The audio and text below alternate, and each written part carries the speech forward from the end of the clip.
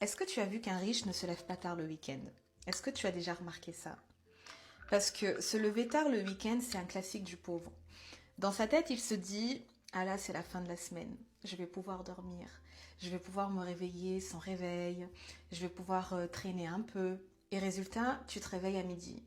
Tu restes encore au lit en train de scroller parce qu'aujourd'hui tu peux. Le temps de vraiment te lever, eh bien ta journée elle est déjà finie. S'il y a bien une chose de dure dans la vie du pauvre, c'est le dimanche après-midi. C'est vrai parce que ça annonce le lundi.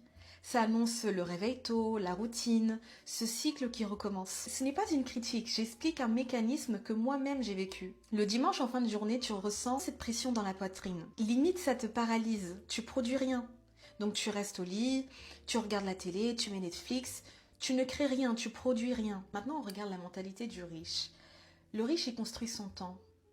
Il a les moyens financiers et logistiques de penser différemment.